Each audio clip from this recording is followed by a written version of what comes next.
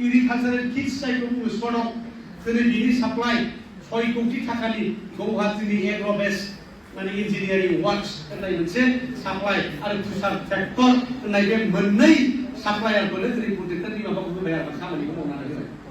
होमबा जों मा मावनानै जागोन? मा मावनानै जागोन? आरो दिनै नोंथांमोननि बे खाथिनि लामाया रामपुर बिटु क'क्राझार सोर मावदों? जोंना बे राजु बसुमतारी नामा धानासो मावगासिनो दं लासै लासै आनैनिसो खामानिया। होमबा जों थाग्रासो जाजोब्बाय। थारमाने बिटिसिनि मानसिफ्रा माने थामथि नोगोरारि थार्ड क्लास सिटिजेन थारमाने जोंहा जेबो गैया। जोंखौ स्विपार हिसाबै बेबहार खालामदों, लेबार श्रेणी हिसाबै बेबहार खालामदों। जोंहा माइरं रेसन जानानै थानांगौ। बिसोरबो जाबाय नङा होमबा? साख्रि बाख्रि गैला, साख्रि बाख्रिनिफ्राय बायरानि मानसि लाबाय, कन्ट्राक्टनिफ्राय बायरानि मानसि फैजोब्बाय। दिसपुरनिफ्राय फैसा हरदों, दिसपुराव थांफिनदों, थाङाखै होमबा? गुवाहाटीनिफ्राय फैसा फैदों, गुवाहाटीयाव थांदों, दिल्लीनिफ्राय फैसा फैदों, दिल्लीयाव थांफिनदों।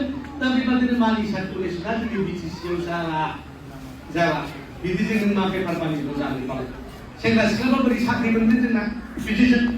दा ओंखायनो दिनै बिथांमोना मा खालामबाय प्रमद बर'आ दा बिराद साख्रि होफ्लानो नागिरदों।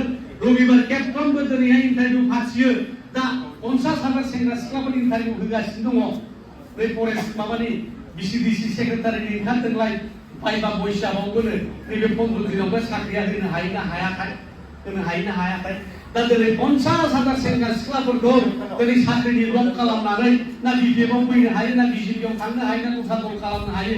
बिदि इउपिपिएलआ मोनसे राजनितिक षड़यन्त्र दिनै खालामगासिनो दं आरो नालाय। जायनि गेजेरजों जोंनि सेंग्रा सिख्लाफ्रा दिनै लामा आन्दायनाय कनफिउज दिनै बबेजों थांनो दिनै बे दिनै जादोंना जायाखै? दा दिनै सानसे खाबथानानै लाखिनो दुरुङाबो फोनलाङो नङा होमबा? अमा खानाया लासैनो फोनलाङो थरथर बोयो माला फात्ता मोना नोङो। मोसौ दुरुङाबो बिदिनो दलाङो मालाबा सोरनिबा माइ गायो माहाजोनासो गोदोर गोदोर रायजायो। नंगौना नङा? थिग बेबादिनो जादों सानसे खाबथाना लाखिनो बे 50,000 जोंनि सेंग्रा सिख्लाफोरखौ दिनै बे बिले दुरुं जनानै बे खाबथानाय दुरुङा जनोसै फोनलांनोसै। दिनै 20 तारिख आगस्तनि उनावहाय दिनै MCC model code of conduct नांनाय लोगो लोगो बे बिपिएफआवनो हाबफैजोबनो नागिरदों। हाबफैया होमबा? हाबफैगोन। जेबो बिकल्प गैया। दिनै प्रमद बर'खौ बयबो नायखाबाय। पहले इस्तेमाल करो विश्वास करो नङा होमबा? डायलग गैया होमबा? सारनि एडभार्टाइज सिया सुबाय मैया खारोना खारा देखायलाया होमबा टिभियाव? मा होनो बे बोसोर वाशिं पाउडार निरमा होनलायलायसै। पहले इस्तेमाल करो फिर विश्वास करो। नंगौना नङा? 5 बोसोर नायबाय प्रमद बर'आ जेबो खालामनो हायाखै। हाबायसै? गैया।